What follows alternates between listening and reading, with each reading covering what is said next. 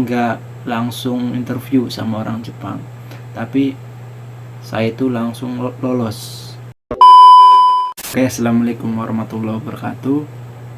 Kenalkan, nama saya Restu Ranuhasa. Kali ini saya mau berbagi cerita proses saya perjalanan untuk pergi ke Jepang atau bekerja di Jepang.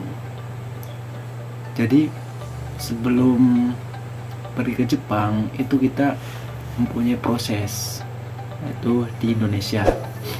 Jadi pas waktu itu saya tahun 2021 lulus sekolah SMK, saya langsung daftar ke LPK, namanya itu LPK.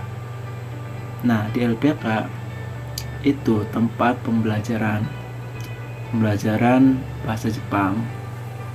Jadi sebelum masuk LPK, kita itu pertama daftar. Habis itu kita lanjut MCU. Nah, MCU itu kemarin saya bayar kurang lebih 500.000. Kalau sekarang saya nggak tahu harganya berapa, mungkin udah naik. Tapi kalau pas waktu saya kemarin 500.000. Habis itu kita MCU dan hasilnya juga keluar. Terus kita pembelajaran. Kita belajar di LPK itu sampai kurang lebih bab 50 atau Minani Hongo 2. Jadi buku bahasa Jepang itu ada macam-macam, tapi yang saya pelajari itu Minani Hongo 1 sama Minani Hongo 2. Kalau Minani Hongo 1 itu dari bab 1 sampai bab 25-an. Nah, Minani Hongo 2 itu bab 26 sampai bab 50. Itu. Jadi kita belajar selama di LPK, terus kita ikut prates, namanya itu prates. Nah, di prates itu kita ada tes kayak tes pengetahuan, tes fisik, tes logika juga ada. Itu habis udah kita lolos, kita nunggu job atau nyari job itu ya, kalau itu tergantung milik juga. Ada yang miliknya bagus, ada yang miliknya enggak. Kalau saya alhamdulillah bagus. Tiap orang beda-beda. Terus kita nunggu job, terus kita ikut seleksi job.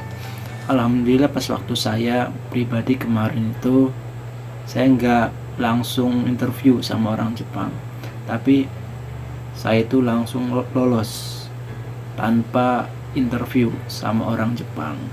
Jadi mungkin dari pihak LPK cuma kirim berkas, mungkin dari pihak Jepangnya atau Sacho atau bos itu langsung menerima dokumen kita karena mungkin dokumennya bagus, mungkin itu. Terus habis itu udah lolos, kita lanjut pemantapan 3 bulan di SO. Nah, di SO itu kita belajar selama 3 bulan. Nah, di situ kita digembleng belajar bahasa Jepang, terus fisiknya juga sama. Yang penting dua-duanya sih, semuanya penting, itu fisik sama bahasa. Habis itu selesai 3 bulan di SO, kita nunggu CEO. Kalau saya kemarin itu kurang lebih nunggu penerbangan ke Jepang setengah tahun. Jadi saya lulus lulus job itu bulan September. Jadi misalkan saya lulus job hari Jumat nih. Nah Sabtunya saya langsung ke SO, langsung belajar ke SO di bulan 9 September. Nah kan belajar 3 bulan, berarti kan sampai Desember. Nah saya selesai Desember, terus saya nunggu. Seharusnya itu saya berangkat di bulan 3, tapi karena pas waktu itu masuk COVID, jadi ya saya nunggu diundur lagi penerbangannya. Nah pastinya itu penerbangan di bulan 6, karena di bulan 4 itu semua penerbangan udah dibuka, semua bandara ya, buat ke Jepang mungkin itu udah dibuka, dan giliran saya itu di bulan 6, tapi saya berangkat bulan 6. Nah di Jepang kita nggak langsung kerja, enggak, tapi kita belajar lagi di namanya itu Senta. Nah di situ kita belajar selama 1 bulan, belajar selama sebulan mengenai ya biasa kayak budaya Jepang, belajar bahasa Jepang, terus kaiwa, percakapan sama teman, sama senseinya itu kayak gitu. Jadi bukan kita datang ke Jepang langsung kerja, bukan, tapi kita datang ke Jepang belajar lagi sebulan. Nah sebulan itu, habis itu baru selesai dari Senta kita langsung ke perusahaan, nyampe perusahaan itu.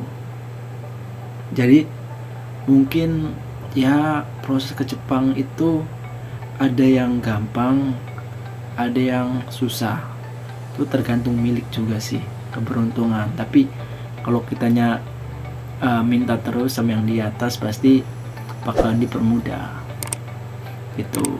Jadi mungkin sekian dari proses saya ya, mungkin cuma itu aja buat teman-teman yang sekarang lagi proses ke Jepang dan lagi mungkin berjuang buat kerja di Jepang. Semangat dan terima kasih.